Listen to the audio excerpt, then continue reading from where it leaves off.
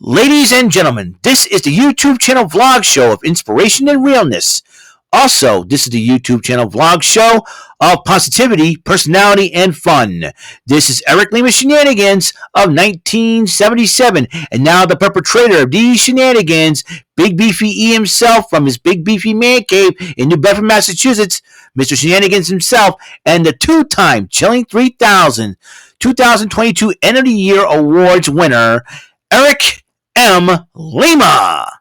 Thank you very much, Mr. Announcer. Hello, ladies and gentlemen. Welcome to another episode of Eric Lima Shenanigans of 1977. Episode 907 of the show. We're 93 episodes away from the milestone of 1,000 episodes. Giant lizards. It's out of control coming. Okay. I'm going to talk about what happened on WrestleDream last night. Me and Jordan did a live reaction on it. We were up till freaking midnight to do it. Unbelievable, right? I think so. So it's a little bit on the crazy side, and you know what? It is totally insane to say the least. And I'm watching both of us right now, and Romy is screaming at Gary again. Hilarious. Anyways, and so we ended up enjoying watching a little bit of a little bit of some WrestleDream last night, and it was good. And it started off, Lexi Nair did a couple of interviews, interviewing Ricky Starks as he prepared for his battle against Wheeler Yuta, and and then she interviewed Eddie Kingston in his double title defense, defending the Ring of Honor World Title and the New Japan Strong Openweight Championship against Katsuyori Shibata. So, heck of a matchup there. But Stokely Hathaway interrupts Eddie Kingston, as you know. Stokely Hathaway, I think, is in charge of Ring of Honor as like a general manager type, and Eddie Kingston kind of ignored him and all that good stuff. So, and they had a special WrestleDream ceremony with Tony Khan, Katsuyori Shibata, Rocky Romero, and Antonio Inoki's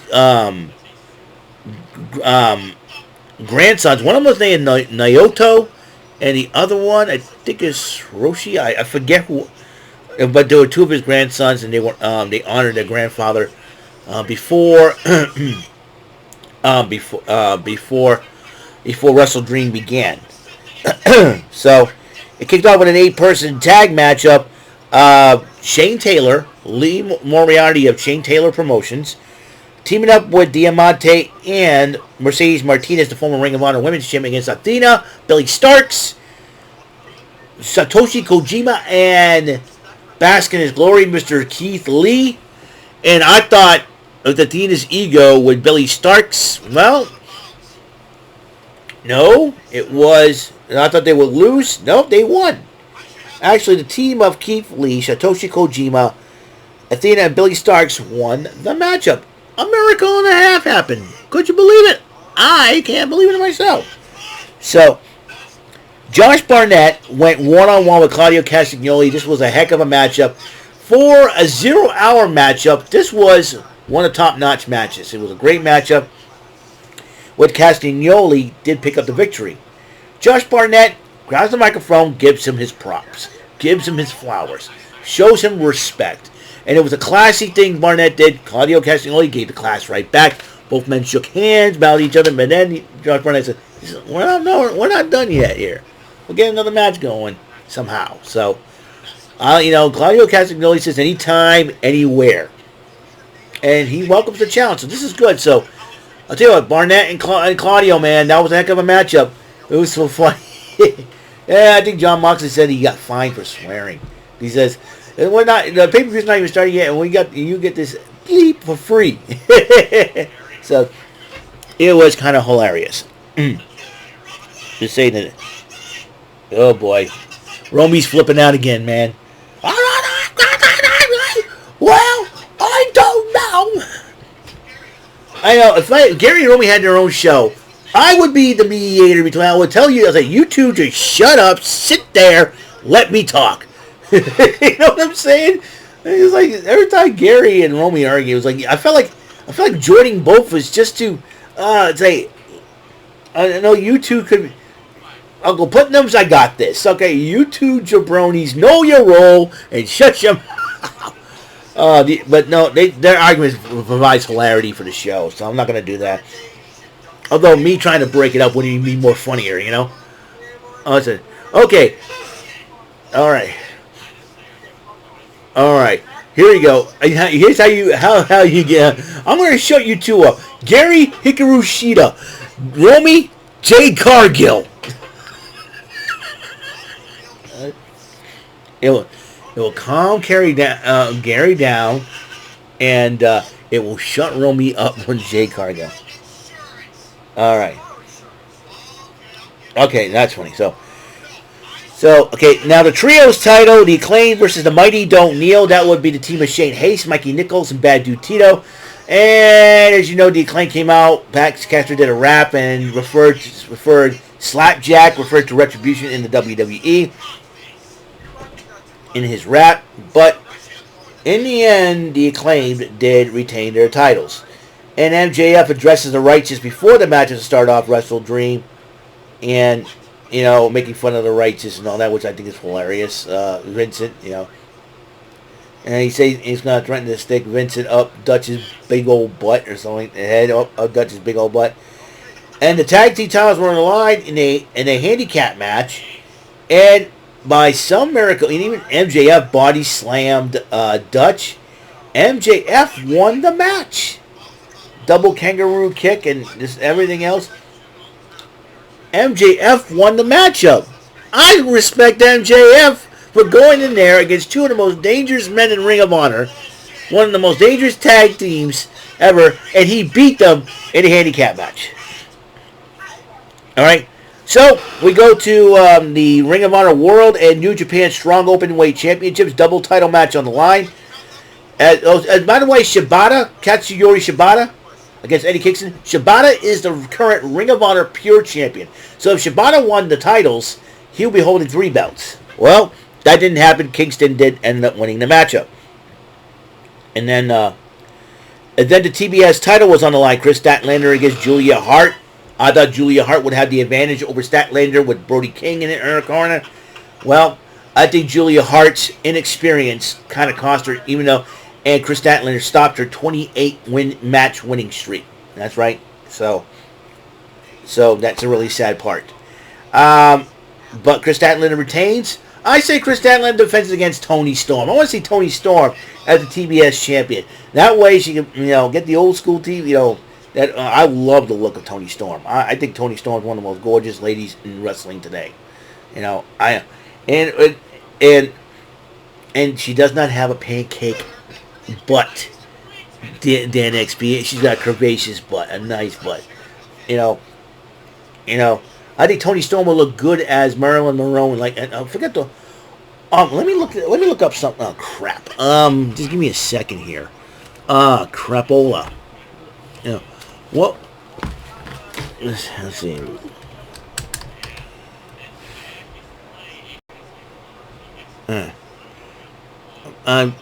Because I know material.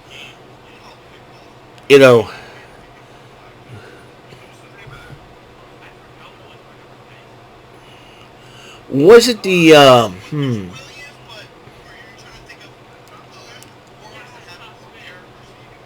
Let me look it up on Wikipedia, folks. Here, I just gotta figure this whole thing out. Give me a second here. If Wikipedia can upload. Alright. Gentleman from Purple Blondes, yeah. That dress that that Madonna wore in that video. Marilyn Monroe wore that same video called Gentlemen Prefer Blondes. That pink dress. I like to see Toni Storm in that because she will look good in that. That's my personal opinion on that one. So, because I think she will look good in it. That Marilyn Monroe movie, that pink dress that Marilyn Monroe wore for Gentlemen Prefer Blondes. Yep. Well, this gentleman prefers Tony Storm. That's what I'm gonna say. So 4-way tag, the Guns versus Lucha Brothers, Cassidy Hook and the Young Bucks. Winner gets an AEW World Tag Team title shot. Who won that? The Young Bucks. Boo. That's all I'm going to say. Adam Page going up against Seattle Swerve Strickland. Strickland ended up winning the match. Meanwhile, Yuta took on Ricky Starks. Starks ended up winning the matchup. Big Bill came to ringside distracting Ricky Starks. So Bryan Danielson and Zack Sabre Jr. heck of a matchup. And Bryan Danielson ended up winning that matchup. The trios matchup, Jericho, Kota Ibushi, and Kenny Omega versus the Don Callis family team of Konosuke Takeshita, Will Ospreay, and Sammy Guevara. And the Don Callis family, as I predicted, won the matchup. Then the AEW Tag Team titles were on the line. FTR versus Aussie Open. Heck of a matchup, but FTR ended up winning the matchup. And that means them and the Young Bucks going up against, the Young Bucks going up against FTR down the road. Down the main event, the TNT title was on the line. In a 2 or 3 falls matchup, Christian Cage defends against Darby Allin. Darby Allin won the first fall. Christian Cage evened it up. In the third fall, this is where all heck broke loose. First and foremost, Nick Wayne decided to come down to the ring, and after Nick Wayne's mom splashed some water in Christian's face, and Nick Wayne kind of took the title from Christian Cage, was holding on to it, and his mother's like, "Yay, all right, that's my son." And he gets to the ring, right? Christian Cage is kneeling down, and then Darby Allin stood up. He looks at Nick Wayne. He goes, "Hit him with the belt." Nick Wayne nodded his head, and he's screaming at Christian Cage. And as soon as he's about to hit him, guess what? He hits Darby Allin instead. He betrayed Darby Allin. His mother's like, "Son, what are you doing?" I think they're trying to treat. I think what the WWE did with Dominic, I think AEW is trying to do it with Nick Wayne. Could you believe this? All you need now is some hot woman to whisper in his butt. Nope. So Nick Wayne turned against Darby Allin, and they decided to both attack Allin after the matchup, though, when giving Cage the victory. Sting gets involved. Sting goes after Nick Wayne, and Luchasaurus gets involved. All 3 men decided to jump Sting and Allin. The lights went out, and this is our feature presentation. Guy driving the car, like one of those classic cars, and then all of a sudden, you think you know me. Adam Copeland, a.k.a. Edge, has arrived at AEW. So, Adam Copeland is handed a chair by Cage. Just give me the chair. And then he starts attacking Wayne and Luchasaurus. Christian Cage escapes the ring. And then at the end, Adam Copeland shook hands with Darby Allin and Sting. And according to the media scrum, he wanted to work with a lot of people. He hasn't got a chance to. He's got a little bit more freedom now. Listen, for those of you complaining that Edge betrayed the WWE, listen up, kids. I'm going to say this. He's done everything that he could in the WWE. He's grand slammed. He's a Hall of Famer. He's done everything. He's won the King of the Ring. He's won everything. Okay? He's done everything he could in the WWE. It's time for him to do something new. AEW is doing something new. I'll tell you one thing, and I'm sure that he would gladly step aside for the young talent in the WWE right now. Besides, WWE just signed Jay Cargill. This is going to be a huge deal down the road. So we'll find out how everything plays out. So that's all the time we have on this show. We're gonna go tonight. Will be Monday Night Raw, the final Raw before Fastlane coming this Saturday, and it's gonna rain again this Saturday. Ugh! Somebody act me with this. Well, I'm gonna go back watching the Bofa Boys on my computer. So thank you guys for tuning in. And until the next episode comes rolling around, Mr. Announcer, take us home. That is all for today's episode of the show. This is Mr. Lima speaking for Eric Lima Shenanigans of 1977. A Big Beefy E, do it for Bob Saget production, and in association with A sweet bowl for raving dingleberries, telepictures, and distribution. Thank you for watching another great episode of Eric Lima Shenanigans of 1977. Until the next episode, goodbye for now.